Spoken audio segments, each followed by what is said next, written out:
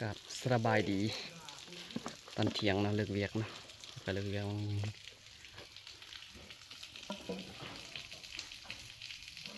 โอมน้ำบ่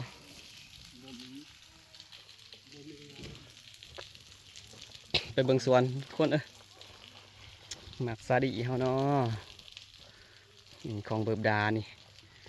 เป็นกินนะบ่บักเบิบดามันจะอายจะเหาะนี่ทุกคนนี่เห็นบ่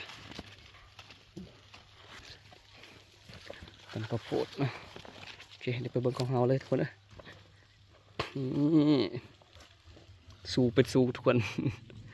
โอ้บรรยากาศโคตรดีเลย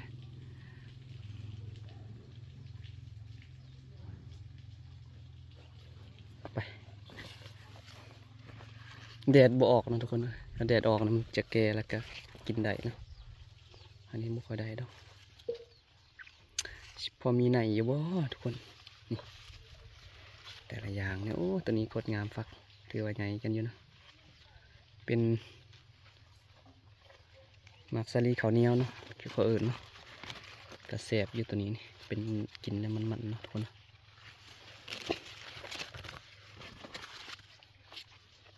จู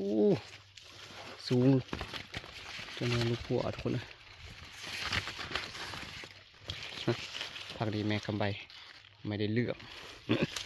อันนี้บักเปิกป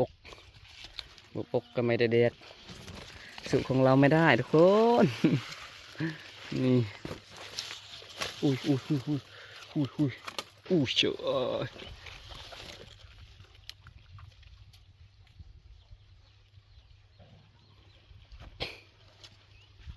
เฮาไปต่อขณะปลูกยังบ่เกิดทุกคนเลยมันวิทย์แนวสิปลูกแล้วเนาะวิทย์ฤดูการปลูกแล้วนี่ส่วนก็หก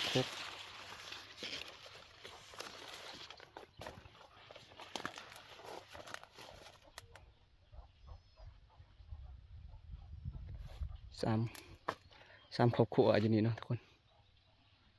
อันนี้ปลูกเป็นเบี้ยเนาะโตต้นมันเกิดแล้วจังมาลงปลูกนะก็บ่ค่อยงามทุกคนเลย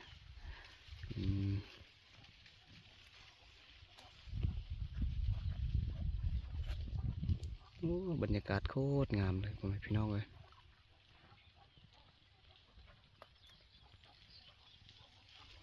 อาจจะมืดเนี่ยนะ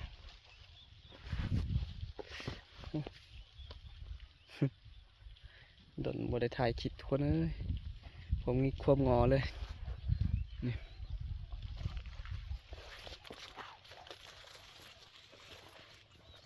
ี่มาเบิ่งมือเมื่อวานนี้กระเด็ดไปแล้วทุกคนเลยบูฮูสิยังกินแล้วโคตรงามเลย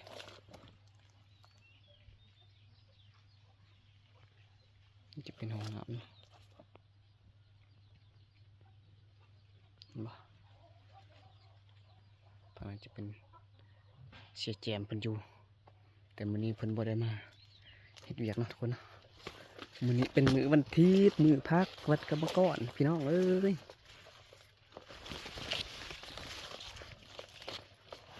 โอ้ยเดี๋ยวสิเบิ่งนะว่าสิมีไหนมันบ่เบิ่งอยู่ไหนกันเลยทุกคนเลยจรันทันวายงามอยู่ทุกคนเลยประมาณอยู่ยังอยู่อาทิตย์หนึ่งนี่ได้กินแล้วทุกคนเลย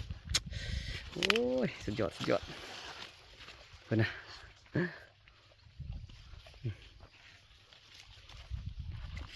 ไหนเอาไว้เด้อยังทาอยู่ม้อยมันเนาะภาษาบานๆเอิ้นม้อยเนาะจังเมียนจังบ่ทุกคนเลย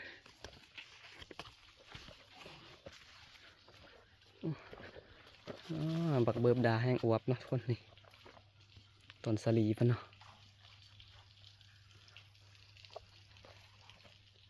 โอเคทุกคนเลยฝากไว้สำนี้ในคลิปนี้บ๊ายบาย